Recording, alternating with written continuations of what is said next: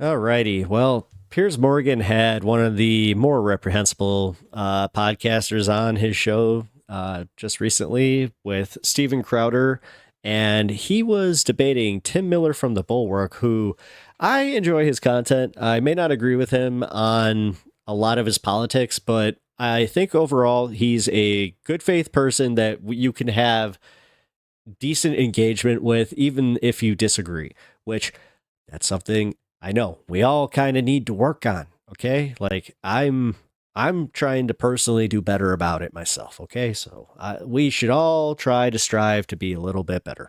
So with that being said, let's take a look at the video, shall we?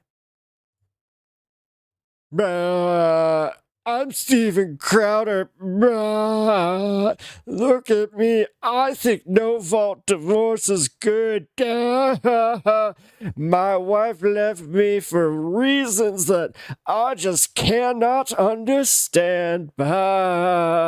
Sorry. Look at that dork. Here, let me adjust this. And then you got pie face Piers Morgan over here. What is going on?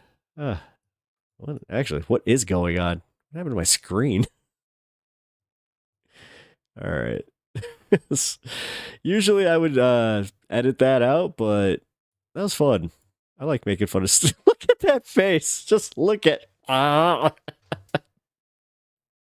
that is paused from the very beginning. So Piers Morgan gave us that gem right there. Let's appreciate that for what it is. All right. So let's go to 1.25. It's not about garbage. Desperate clingers, guns to their guns and Bible, deplorables, Nazis. His whole career is all he's done is attack gay and trans people. Now he's getting offended. If you are worried about trans athletes, how are you not talking about the issue of women's bodily autonomy? Wow. How about the border? How about the economy? How about endless wars across the pond? When you say Trump won't be allowed to be president, what do you actually mean by that? Both of these parties should have thrown the bad apples out and competed for the middle, the moderates and the reasonable people. And instead, they were pussies. Oh, yay. Eric Weinstein. This will be fun. But we do get BTC. President Biden's garbage smear has quickly entered the Hall of Fame for political blunders. First, there is the still inexplicable timing. His anointed successor, the apparent last bastion of democracy, was standing outside his window, literally, giving what she thought was a career-defining, campaign-saving speech. Why on earth was Biden speaking on a campaign call on Skype at exactly the same time? Oh, is he really feigning outrage over the garbage comment? From a few hundred yards away. Who's running his schedule? Next, there was the attempted cover-up. First, an important reminder of what he actually said. And just the other day, a speaker at his rally called Puerto Rico a floating island of garbage. Well, let me tell you something. I don't know the Puerto Rican that I know, or Puerto Rico, where I'm in my home state of Delaware. They're good, decent, honorable people. The only garbage I see floating out there is his supporters. He could uncharitably argue. Okay. I didn't actually see the comment. It does seem like you really did say it. That just makes it even funnier where it's like, I'm going that whole lesson. I'm going to go real. That President Biden hasn't sounded that lucid in years. But the president's team has been spinning Now you're calling it a lucid attack? like a tumble dryer. The official White House transcript added an apostrophe, arguing nonsensically that Biden was merely describing comedian Tony Hinchcliffe's personal floating garbage. So just to clarify. Okay, guys, I don't even really want to platform his intro here because this is bullshit. He would never have this much outrage with anything Trump says, and I am going to do whataboutisms with him specifically because he claims to be an objective journalist. This is ridiculous. He has harped so much on the, you're calling him Hitler, you just always call him Hitler. You call him a fascist and you call him Hitler. Clarify, he was not And now he's like, oh, now you call his supporters garbage. calling Trump supporters garbage. The president was referring to the demonization being garbage from one prominent supporter. By the way, as someone who had a stutter growing up, it's very obvious to me that there's an apostrophe at the end of supporters there. What a load of garbage. This could be considered Orwellian if only 1994 was a comedy. The final component of Garbagegate, cementing its star on the political Okay, so are we going to nitpick every time that you go to bat for Trump? walk of shame, is the Trump campaign's gleeful exploitation of the gaffe. Trump mounted a garbage truck in Wisconsin, a key swing state, before delivering his entire rally speech in a garbage collector's fluorescent vest. 250 million people are not garbage. Are you going to show it? Are you going to show it? Are you going to actually show it? That's shameless. Nope. He cut the clip. He can't even walk to the door. See, again, not objective journalism. We're going to do actual objective journalism here. Trump stumbles. Opening door. Boom.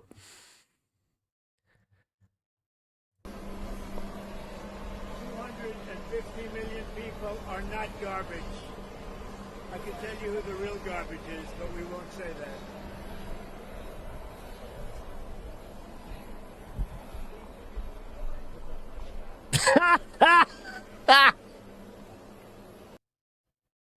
All right, let's go back. Let's do it again. Oh. See, for him, he's never done a drug in his life, according to him. So, as somebody who has, smoked a little bit too much of a dab and had that moment where I'm just like, whoa, that's not the doorknob. I can admit when I've done something like that, but oh my God, that's hilarious. So, yeah, I'm just saying, notice how he didn't include that. This opportunism was given the garbage smear another 24 hours of top billing. Cable news has now spent 2 straight days debating a phantom apostrophe. You might not like it, and I fully accept that half of this country seriously doesn't. Well, you also were talking about Biden's mental acuity and... But Trump is closing his campaign with a real people's man swagger. McDonald's, Joe Rogan, a high-vis vest, and a giant rally featuring Hulk Hogan and Dana White. The Harris campaign, meanwhile, is closing with Nazis and garbage. And we're all still talking about the one thing she really wants us to forget: the current president of the United States.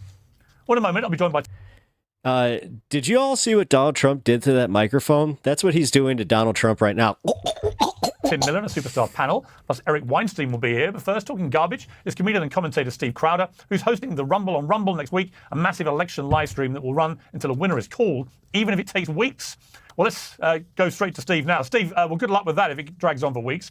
Great to have you back on Uncensored. I didn't think after all the slings and arrows of this extraordinary race, including 2 assassination attempts and a change of nominee on the Democrat side, that the one thing we'd all be talking about in the final week would be garbage. And yet here we are. How serious is Garbagegate? It's Garbagegate. Everything is a gate now. And it's funny when you look back that Watergate wasn't really the gate that we think it is. I don't think we're talking about garbage so much. I appreciate your introduction there. And by the way, people who don't see your Instagram, Pierce's Instagram, he's a natural polar. He's lifting some heavy weight. I'm proud of you. You're doing pretty well. I know you've been invigorated by that. And I mean it. Thank you. Look, it's not about garbage. Desperate clingers, guns to their guns and Bible, deplorables, Nazis, garbage. The key difference here. Commies, pedos. Come on, dude. Like, you guys want to play this? Like, we want to do this? Because the left is starting to fight back a little bit. We do pay attention. That we see. And I've gone through this quite a bit because the New York Times has a whole running article, at least between 2015 and 2021, as to all of Donald Trump's insults on Twitter before he was banned. You won't find Donald Trump insulting the American voter like you do with the left. They did refer, we can argue the phantom apostrophe, like you said. I appreciate you recognizing its absurdity. Donald Trump goes after those who are in power, the elites. He refers to the DNC. He refers to the establishment. You may not like him referring to the swamp. You may not like him referring to people. He literally threatened to lock people like me up. I am an American voter. You fucking Canadian. You damn hoser. What the hell? Get out of my country. But he's never gone after the American. Listen. Let's check his immigration status, shall we? American voters. He actually does respect them. He's trying to win them Round over. his ass up. That's what we're actually talking about. And it's the Achilles heel of the Democrat Party today. They're very elitist. That's the problem with garbage. Was it still damaging for Donald Trump to have this guy, Tony Hinchcliffe, at Madison Square Garden? I was there. And aside from anything else, the joke fell completely flat in the room. So it didn't work even on a comedic value with him. Although I thought Jon Stewart made a good point that this guy's a roaster. It's what he does. He roasts everybody and everything. But putting that aside, I saw Megyn Kelly and Bill O'Reilly both saying, look, if you're going to get to the last week of a race, you don't want to have people at your rallies insulting the whole of Puerto Rico, given how many Puerto Ricans, for example, are in the state of Pennsylvania, a crucial state. Do you agree with that? I don't care. And I mean, I know we're discussing perception.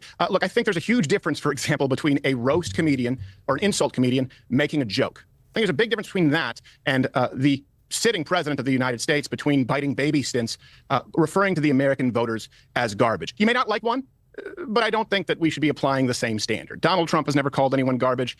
Barack Obama referred to half of America as bitter clingers. Hillary Clinton, at least half of Trump voters as deplorables. And you know what? I've heard people refer to that joke as horrifying. I hate it when people feign offense when they're not really offended. Maybe some people are offended. I think a lot of people aren't that offended by the joke, at least not as much as they let on to be. But I've heard a lot of people refer to it as horrifying, that rally.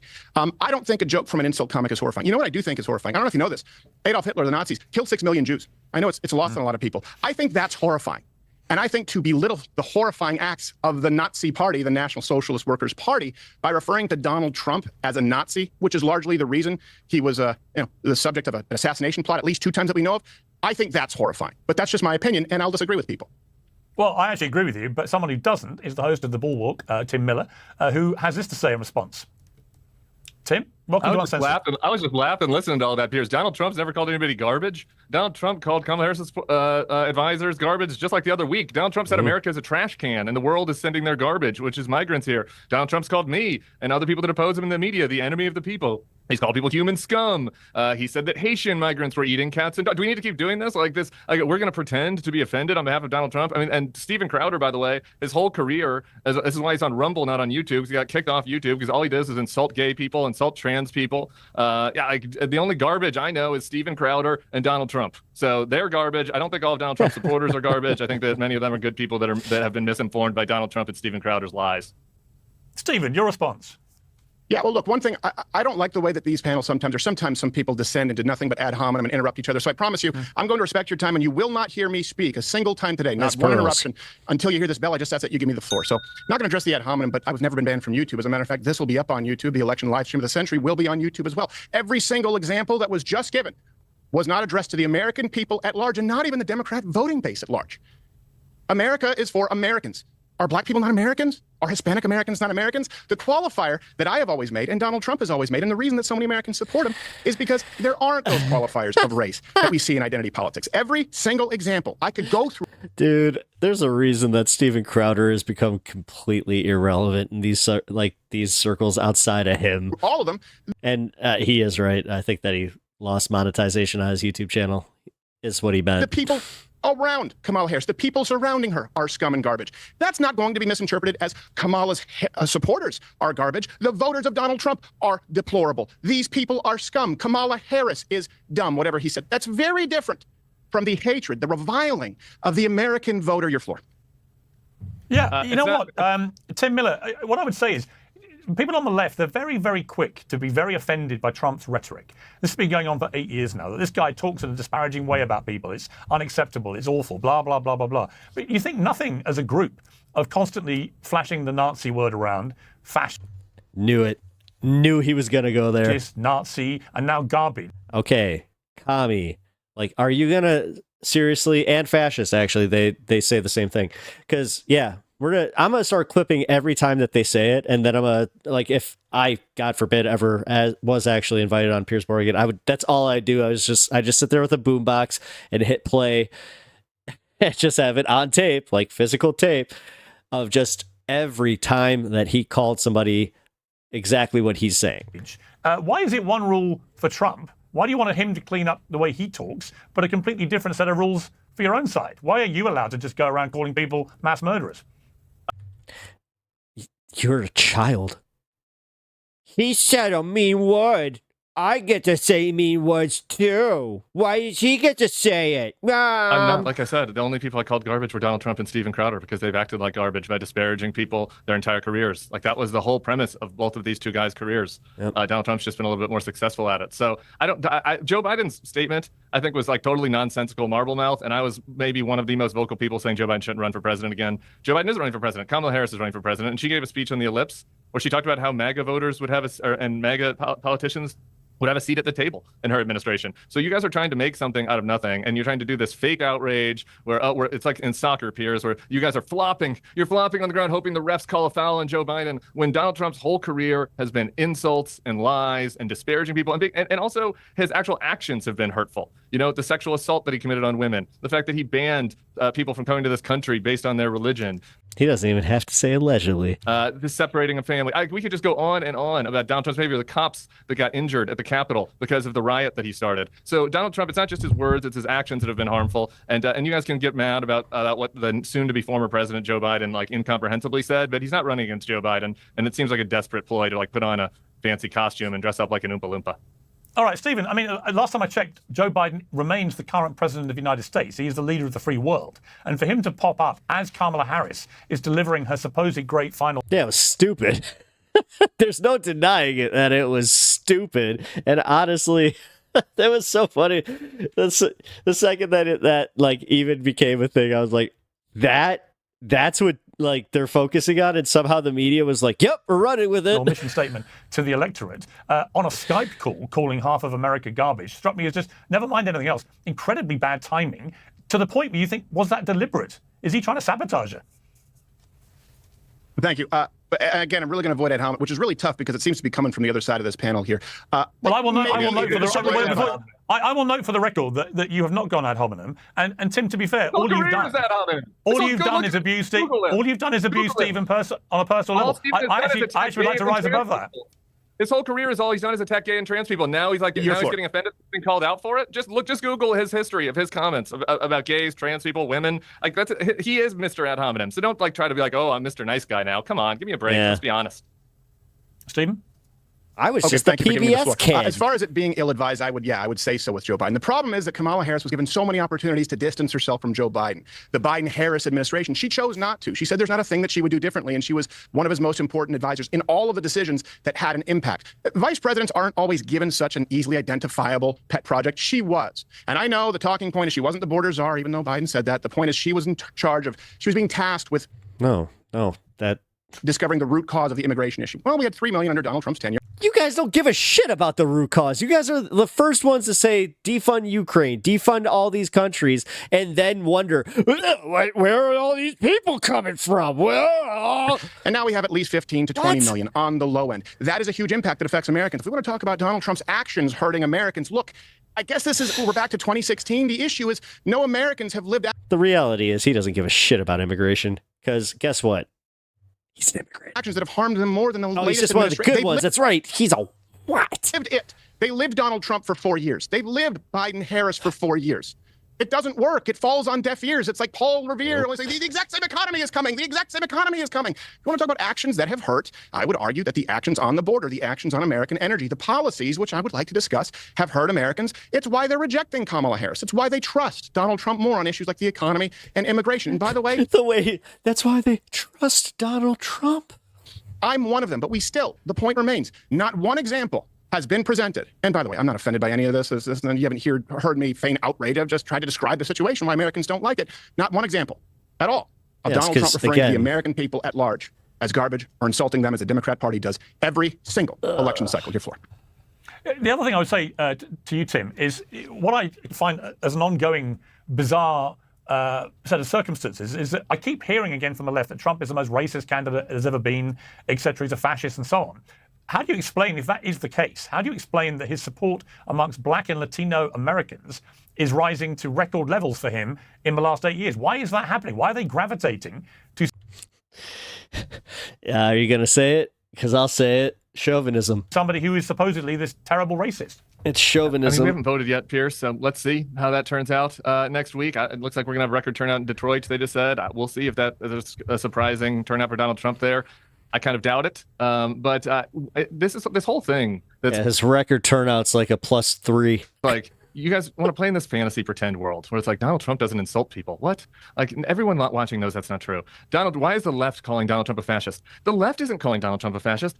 John Kelly, who Donald Trump made the head of his Department of Homeland Security, who oversaw the Muslim ban 1.0, and God, Steven Crowder's face is one of the most punchable in the entire media ecosystem. Then Donald Trump promoted him to chief of staff. And then he was his longest serving chief of staff. He wasn't a never Trumper like me. He wasn't a moderate Republican rhino. He's a down the line conservative American hero that Donald Trump hired twice, who says he is concerned that Donald Trump has fascist tendencies. And there were times during the first administration where Donald Trump wanted to do things against the law, and it required him and Mattis and Milley and others to prevent him from doing it. And he's worried that those guardrails won't be around the next term. So it's not the left, it's not MSNBC, it's not wild-eyed liberals. It's John Kelly, a conservative American hero that Donald Trump hired twice, that is saying that about him. And you guys need to reckon with that rather than just pointing fingers. All right. I mean, Stephen, that's a fair point. There have been a number of people of John Kelly's ilk who have come forward and said, Steven Crowder's little performative thing there is showing just how weak he is. They think Trump is dangerous, who did work with him at the White House. Also, just could you imagine being his ex-wife, and that face again being the one just like, well, what if I need to go somewhere? So you're just going to leave me without the car? Even though I'm a rich dude that could easily have 2 cars, but I have control issues. If you guys have not seen the video of him allegedly abusing his wife, I guess I still have to say that because it hasn't been litigated, but make your own decisions. Steven Crowder, ex-wife video. Your response to that? Thank you. Well, this is the same John Kelly, by the way, in The Atlantic, the same journalist who spouted the losers and suckers lie, right? This is a disgruntled former employee. Now, maybe it's true. Only that same article included Donald Trump saying that we don't need to spend that much for an effing Mexican. By the way, the soldier's family immediately came out and refuted it. So if we're going to talk about people who don't like him, he said, she said. Her sister did. Her sister, not her family, her sister, who had admittedly voted for Trump. Man, if you guys are going to use dead soldiers for your little games here, at least tell the full fucking story. We can do that, or we can discuss the results for the American people and what affects them at large. We can reckon with that.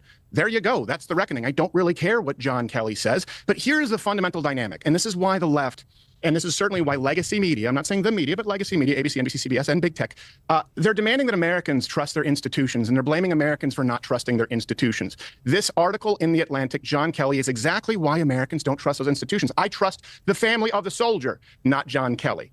I trust the American people who want us to have voter ID, not people who say the most secure and fair elections of all time.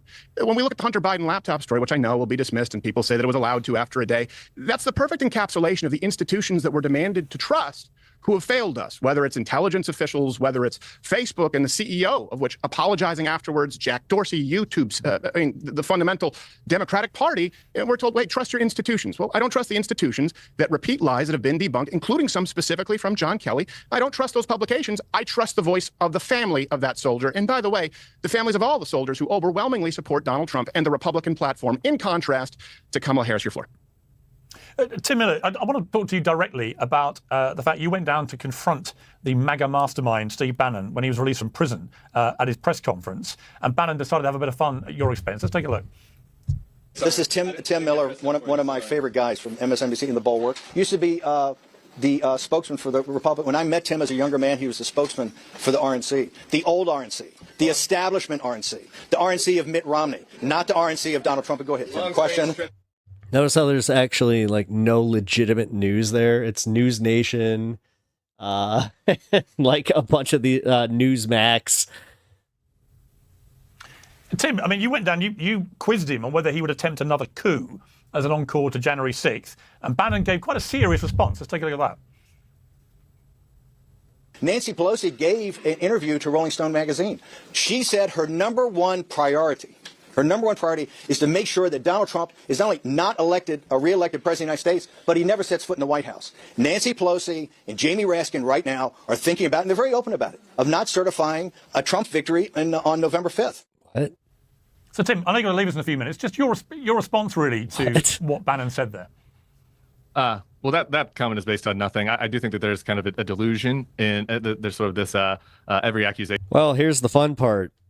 Based on what the Supreme Court just made legal for the president to do, if Joe Biden were to say, I don't know, in an official capacity, just I don't know, say something, do something very illegal, Is a I just confession a say little bit double sometimes standard, people in bitches. MAGA where it's like they're not going to certify the election like we didn't certify the election. If Donald Trump wins, the Democrats are going to certify the election Yeah, this time, just they're like the just gonna Democrats win did in it. Yeah, 2000 they're in just a gonna- much closer election than 2020 when Al Gore conceded to George W. Bush after his legal challenges had been exercised. Donald Trump didn't do that. And when I asked Steve that you didn't play there, and I've quizzed Steve many times. I interviewed him on the circus several times. We've gone back and forth. And so it wasn't like I was confronting him. They invited me to the press conference. And what I asked him there was, he got out of prison. And I was wondering if sometimes when people get out of prison, they feel like they're reformed. And they look back on their actions and they say, you know what? Maybe I went too far. Maybe in 2020, by advancing these Yeah, that's a second clip that he's edited. lies about the election, I thought it was all part of the political game. But then things got out of hand. Dozens of police were injured. The vice president had to be scurried off by Secret Service. The vice president's life was in danger. Senators and House members' lives were in danger. I was really the ringleader of pushing that in the media, in the MAGA media world. And given that the results ended up so disastrously for the country and for those individuals who were harmed that serve our country, maybe those 4 months in low security prison, he had a chance to reflect on that and say, you know what, next time I'll do things differently. And I got to say, I was pretty alarmed that the answer to that question was no. He did not. He doesn't see that he'll do any change. And if we are in a similar situation this time, I think both him and Donald Trump will act the same way. And I find that very alarming. Final question, Tim, before you go. Who do you think is actually going to win this election? Not who do you want to win, but who do you think may win? Yeah, I mean, I think it's utterly close. I think if you listen to David Plouffe on the Harris campaign or Steve Bannon when we were talking more politically outside of the context of January 6th, they both kind of sound the same way, which is that Kamala Harris has a narrow path through the blue wall states of Michigan, Pennsylvania, and Wisconsin. I think that she's very narrowly in the lead there, but I would not feel at all comfortable if I was their campaign. I think that gives Donald Trump's campaign 3 outs. They can crack the blue wall, win one of those states. I think he's probably the president. I think she has maybe 1 out in North Carolina. So I think she has maybe 1 out and he has 3. So I guess I would rather be her than him because I do think she has a narrow lead in those 3 states. But I think it's extremely close. And I think if anybody telling you anything else, like really, is gaslighting you. Well, my thanks to Stephen Crowder and to Tim Miller. We're going to go to the next stage of our debate now and begin with a bizarre new Harris campaign ad voiced by Julia Roberts, which urges women to secretly defy their MAGA husbands. Your turn, honey. In the one place in America where women still have a right to choose, you can vote any way you want. And no one will ever know. Did you make the right choice? This reminds me of that awful song. Sure did. They used it for the Blue Cross Blue Shield commercial. Remember, what happens in the booth Home is forever with you. stays in the booth. Vote Harris Walls. Sorry if you like Well, that song. That song appears to be that sucks. women aren't capable of making their own minds up and own decisions. And even worse, that they should be afraid if they do so. Here to debate that and more, a panel Alabama, Arkansas, bloody, bloody, howdy, ho. a man and a woman who are certainly not shy about their politics. Brian Tyler Cohen, host of No Lie, and Sage Steele, the host of the Sage Steele show. Well, welcome to both of you. Brian, I got to say, I found that ad patronising and nauseating. And if I was a woman, I'd be like, sorry, what? Honestly, I would have liked to see BTC against Steven Crowder. I think that we are defying reality or denying reality. I think we're denying reality if we are sitting here and pretending that there is not a culture of misogyny in the United States. If you're offended by that ad, can you actually not tell me that you're not more offended by the fact that Republicans have stripped women of their bodily autonomy in this country? Is that really what we're pretending that we're upset with? I mean, we have J.D. Vance, the vice presidential nominee right now for the Republican Party, who has gone on some tour across the country where he's called women who don't have kids childless cat ladies, who's attacked them, who's denied the legitimacy of families that don't have children. I mean, can we really say that we're more offended by that ad than the reality of the situation on the ground in the U.S. right now? Let me just ask you about it. If the Democrats are the party of fairness and equality for women and are the standard bearers and flag wavers of women's rights, why is it that Joe Biden and Kamala Harris continue to support trans athletes competing in women's sport, which everybody knows is a grotesque attack on women's rights? Okay, so this brings me to my favorite part about this election, which is actually the saddest part of this election, is when The Undertaker gave Donald Trump his endorsement. He did it for the reason that he wants to protect his daughter because he wants to protect the world where she can play sports and not have to worry. But the abortion thing, her actual her rights as a person, to fairness and equality. I'm bemused. What?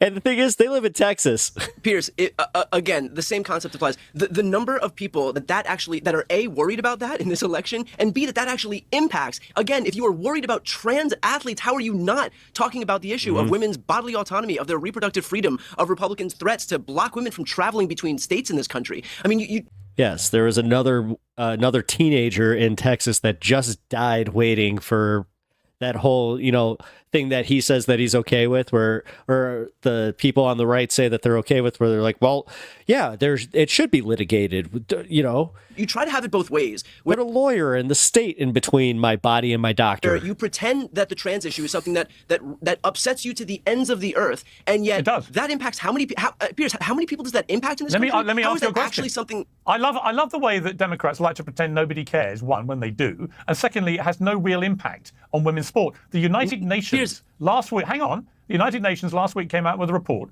that said that around the world, 900 medals had been deprived from going to biological women because they had gone to trans athletes in women's sport. 900. That is not a small thing. That is an erosion of women. What sport? Okay, so if you're going to expect him to have a counter answer to that, you need to actually give the full information on that one. Let's see exactly which countries those were. Women's rights around the world, and it's being promoted in the United States by Joe Biden and Kamala Harris. So when they position themselves as we are for women's rights, I say, as we would say in Britain, to a point, Lord Copper, because you're not when it comes to women's rights in sport. And there is an absolute conflict there. Let me bring in Sage here. I mean, Sage, this is where I think there's a real contradiction. How can you be for women's rights on abortion, but not in sport, for example? It's completely hypocritical, just like what happened with the vaccine and that forced mandate, which I had to do to keep my job as well at Disney. So my body, my choice when it's convenient for you. And again, #science, right? There has never been an issue that is this black and white. Brian, we can go back and forth and debate on the vaccine and the efficacy of it and all that. Did it help? Did it not? How many? There has never, ever, in the history of this universe, been an issue between men and women. And all of a sudden, well, I don't know, XX, XY, and it's okay if he has this and that. Stop it. And at the end of the day, it's actually much more. It's almost 1,100 now, Piers, and this is just from a couple of days ago, trophies that have been taken away from women or girls. But that doesn't count on the lower levels where there are no trophies given out per se. We're talking about Olympic boxing and stuff like that. But when you look at, junior high school track scholarships, you got to finish in the top 3 to go ahead to state. But now you're 4th because I live in the state of Connecticut, where one of the major lawsuits first came from 5 or 6 years ago. Actually, a young woman I live next door to. This is happening everywhere, but you don't want to talk about it because you know deep down, you're not going to admit it, but deep down you know that it's wrong. And I also think it's interesting that you go with this low-hanging fruit and all those talking points of the childless women from 4+ years ago, completely out of context. At the end of the day, stick with the facts. By the way, I'm not offended by that Julia Roberts, stupid commercial. Like I think it's so lame, and it is very. That wasn't 4+ years ago. That was at the very beginning of him starting this campaign. Condescending. Like I'm afraid to tell my husband, my boyfriend, my partner, whatever it is, who I'm going to vote for, and just be quiet about it. Like stop it. And most importantly, do you think that is the only issue? Why is that the only issue that you guys are focusing on? Abortion, women's rights. Have things changed? Yes, but there are plenty of states that have 0 restrictions where you can do it up to the moment the baby's born, and I guess you're okay with that. Do you think that ad is more offensive and more condescending than women's bodily autonomy being stripped away? Are you more offended by that ad than the actual reality on the ground? Well, maybe because of the fact that women's bodily autonomy is not being stripped away. It has never been part of the Constitution. It never has been. There isn't an abortion desert in the South. There isn't abortion bans in the South. Women are able to go get abortions in the South. Yes, but it also, there are more. You asked me a question, so let me answer. There are definitely more restrictions depending on where you live. There are also many states where there are fewer restrictions, #none.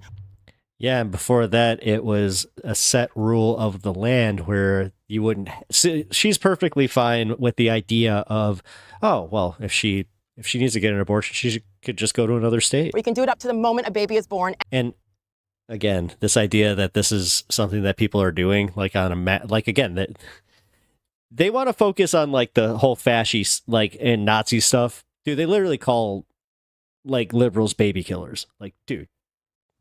And even in some cases, we have seen after. So let's not act like it's only one way. There are less restrictions in some states, 10, 11, and then there's many others where there are so many more. This has been through the years. This is before Dobbs, by the way. All right. There's so many things. She's Gish Gallopin now. Let him actually respond. Tell me why this is your only issue. Tell me why this is your only issue, Brian. Why is this your main focus? quit gish galloping and if you're going to ask a question, let the person answer. How about the border? How Stop about the economy? talking. How about, if you're going to just do this thing where you performatively ask a question and then just keep going, that's the gish gallop. I love that word. That's the word to come out of this election, because honestly, it's something that everybody needs to be more aware of. When somebody's doing it to you, you just say, stop it. If you want me to answer, I will answer your question. Otherwise, you can continue to just hear yourself speak. endless wars across the pond. Like, that's the stuff that by the way, black voters, Hispanic voters, everyone's talking about is the economy. This is the one thing, because that's the only thing that you think you can, quote unquote, win when this country is falling apart and people don't feel safe. Which cases have we seen abortions happen after the baby's born? Because you just said that, so I'm curious where that's happened.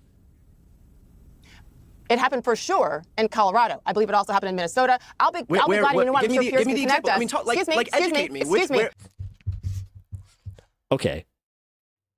He literally it's his time, and then when she can't do the same thing because she can't fathom being asked a question. It's like, excuse me, I'm talking. You asked me a question. It's like, I'm literally just doing the same thing that you just did to me. How's it feel? I'm sure Piers can connect us. I'm sure Piers can. There were babies left you have no on proof. the table. You're just saying you're sure it's happening in Colorado. Give us the proof. There are a lot of viewers. We'd love to know where babies are being executed after they're born. We would love to know where babies are being executed after they're born in Colorado. Let us all know. I just told you, and I don't know how you define executed, but left to die. That has absolutely happened before, and it is something I talked about with RFK Jr. on my podcast several months ago when it was late-term abortion, all that whole debate. Again, I'm sure Piers can connect us. I'll gladly go back and forth with you because I respect the hell out of you. At the end of the day, my question for you is, isn't there more?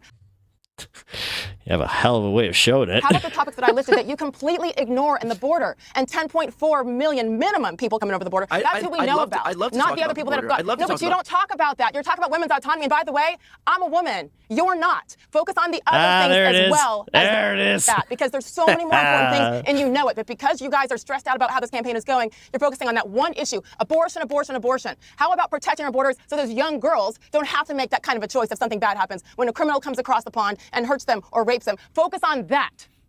Hey, Piers, she keeps saying across the pond. You're the criminal.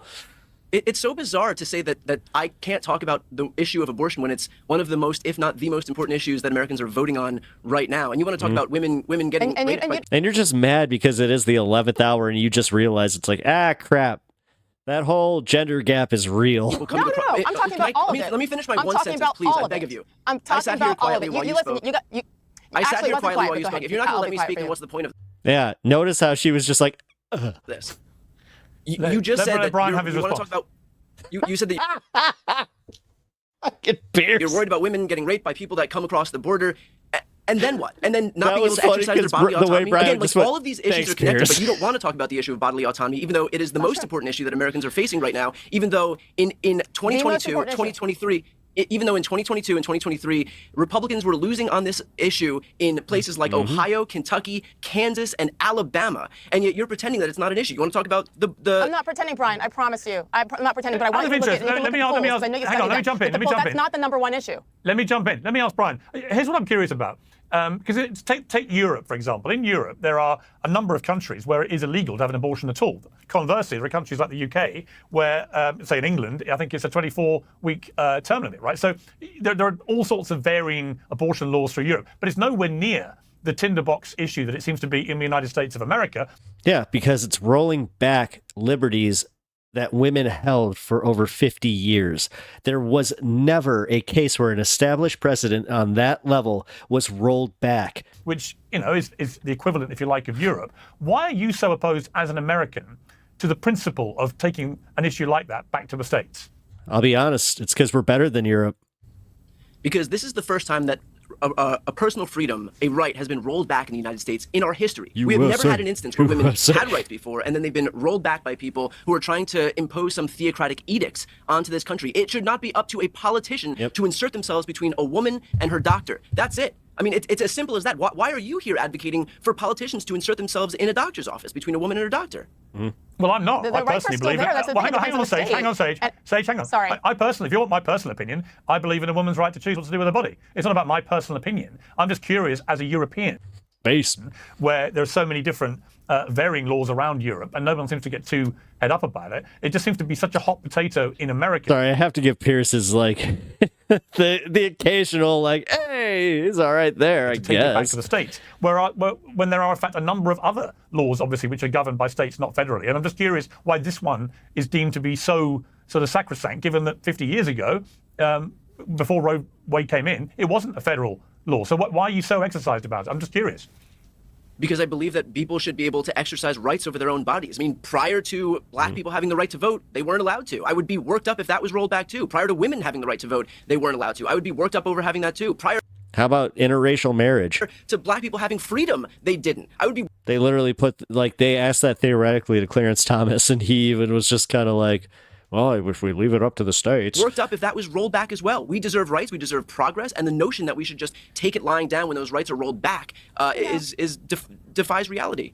I don't think that most sane people are thinking that way, honestly. I do believe that this will always be an issue no matter what to the end of time because there's morals involved. But again, my body, my choice when it's convenient. It wasn't an issue until the 1960s. That's when it became a political issue. You can actually track when the evangelical right started using it as an issue, then it all of a sudden skyrocketed. And I respect everybody's opinions on it. I do. I have great convenient. discussions with my female friends and men. No, excuse me. Let me clarify. You know that there are states in this country. There are states in this country where women can get raped. Brian, there are states in this country where women can get raped, and yet it's inconvenient for them to try to exercise their bodily autonomy through abortion. I said this before, and obviously you took it the way you wanted to take it. When it's convenient, meaning science, following my body, my choice. So for this, but not for COVID, right? That was my point. So don't act like convenience with rape. Don't bring that in. It was when it's bodily autonomy, only when it's convenient. Okay, Sage, let me ask you this. I thought Megyn Kelly made an interesting point about the Madison Square Garden rally, about it being too brotastic. Let's take a look at what she said. But I'm telling you, even for me, and I voted for Donald Trump last week, it was too brotastic. Okay? It was. You're trying to win an election in which you're hemorrhaging female voters. Yeah, this is the culture that you guys want to cultivate. You have fun with it. Maybe when you present in front of hundreds, thousands at least, at Madison Square Garden, you clean up the bro talk just a little so you don't alienate women in the middle of America who are already on the fence about Republicans. No, Sage, I was there. It was pretty brotastic. There's no denying that. You had a procession of very bro-sounding speakers. And a new CBS poll says that women are breaking 55-43 for Harris, men 54-45 for Trump. Should Trump be doing more in these last few days to reach across to potential female voters? You know, I believe that clip was, the context of it was in relation to the comedian and the Puerto Rico comment that, of course, stirred up so much she was talking, controversy. She was actually talking about Trump. No, nice try. She was talking about the whole thing. Yeah, nice try. In general, okay. Notice how she tried to say that before with like an air of authority, like she knew. I was there as well. I saw you outside just before. I think back to the women that were there. A friend of mine, Tulsi Gabbard, right, who is as classy and a strong woman as we will find in this country. Alina Habib, the lawyer. How about Melania Trump? You mean Alina Habba? I would have loved to continue to see more women there, but I didn't feel that in the moment being there, looking around, and especially with the 20,000 people at least half being women there. And also, I will say this: I have been volunteering for the past couple of, I guess, probably about a month now. I don't know if you've seen the pink jackets that Women for Trump are wearing, and I've been going around the country talking to women, supporting women's businesses. We've been going to food banks, and it's led by Lara Trump, and Tulsi's been there, and Danica Patrick's been there. Oh my, just a who's who of great female representation. And Elizabeth Pipko, and so many women who are just coming together and volunteering as women.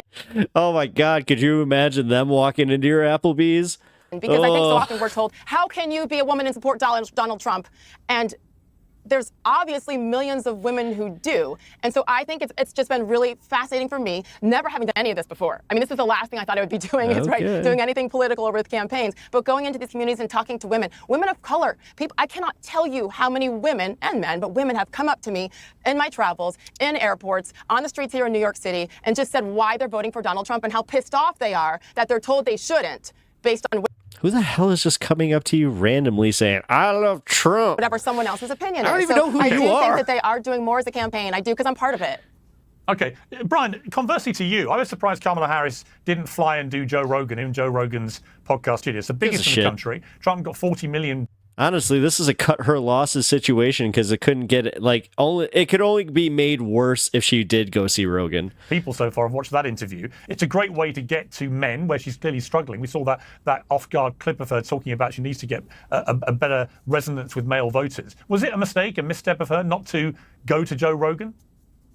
Well, I don't know if she's going to ultimately do it. I mean, there's still a few days left until the election. I can say personally, I do hope she does the Joe Rogan podcast. To your exact point, I think it is a great opportunity to reach a lot of people. I don't think that Joe Rogan is an especially contentious interviewer. I think a lot of times he's ignorant on what he speaks to and open to hearing other perspectives. So I think that this would be a good opportunity for her to do it. Look, everything is just a matter of time and opportunity cost. Spending 3 hours in the state of Texas, which isn't exactly a swing state in the presidential election right now, as much as I would hope it would be, it means that she wouldn't be able to spend that time in Nevada or Wisconsin or Arizona or Pennsylvania, Michigan, like these other states. So I do, to your exact point, I do hope that ultimately she does make the time. I think 3 hours is a big ask in these final last few days of the election.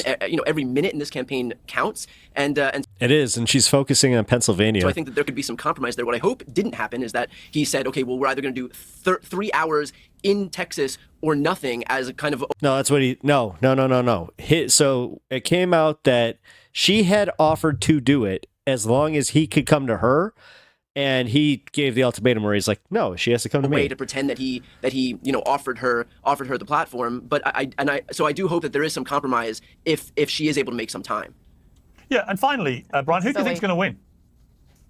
I think that Kamala Harris I would rather be Kamala Harris than Donald Trump right now. But look, it's going to be tight. It's going to be close. Let's not pretend that either one of I think this was right before the Iowa news. These people has a clear path right now with regard to the polling. I think that especially with regard to the blue wall states, Michigan, Wisconsin, and Pennsylvania, I would again rather be Kamala Harris than Donald Trump right now. But I think it is if the polling has shown us anything, it's that everything is within the margin of error.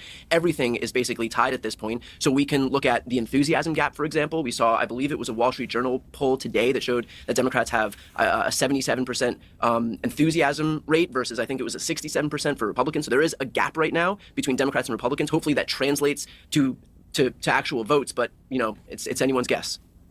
And Sage, I mean, talking of enthusiasm, Trump's put a lot of time and effort into doing a lot of these podcasts directly aimed at younger men. They've got to turn out to reward that effort he's put in. Do you think they will? And do you think Trump will win? It's interesting. I voted yesterday. I'm a recent resident. I just moved down to the free state of Florida, and I was blown away at the line for. And I was blown away by the winds of my first hurricane, and not my last. Early voting, and it's obviously a Broward County, and there's many options, and people were there for hours. And so I saw men, women, kids, handicapped, minority, you name it. Everybody was there. I do think they're going to turn out. And I will say. Dude, you're in Florida. This real quick. Joe Rogan is the biggest podcast in the world. It is a huge missed opportunity for them to put parameters on it. This has nothing to do with not campaigning in Texas or Pennsylvania or North Carolina. That podcast goes global. It's short-sighted. I wonder what they're hiding by not having her do it. I wish she would. I've always wished from day one. I just want to hear her policy. And just like that, she was probably crying that equal time wasn't obeyed on SNL. It took a long time for us to get those, even on our website. So I think it's a missed opportunity. I think Americans are seeing these missed opportunities. Because you actually care. You actually, Okay. Sage, Brian, actually thank you cares. both very much indeed. Appreciate it. Thanks, Piers. Thank you. Thanks, Brian. All right. I'm going to cut it there because I can't stand listening to Eric Weinstein in the slightest. Even though it's him and Piers just debating. No, I can't. All right, cool. Yeah, that was one of the more infuriating ones because for some reason, Piers wasn't as good of a moderator. And that, I don't know who Sage is, but she didn't really, she didn't seem to know too much about what she was talking about, and the things that she did know that she was talking about, it seemed like it was all rehearsed. So I don't know. I don't know.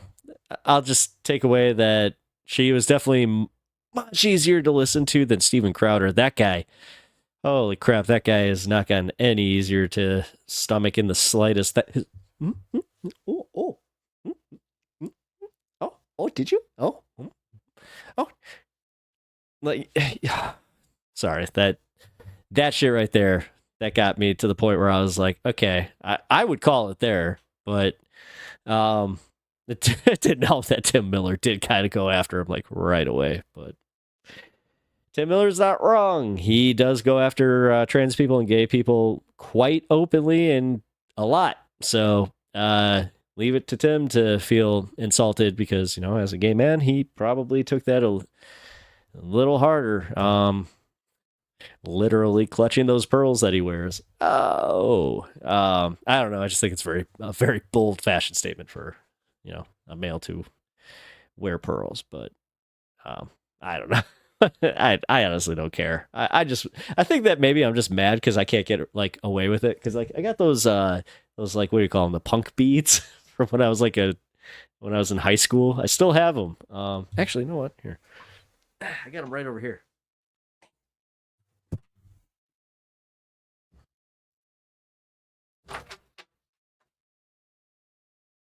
Look at this.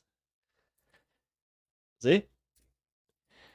I wore these to probably 20 plus punk shows. Yeah. Just went to Warped Tour twice. They also went to Ozfest a few times.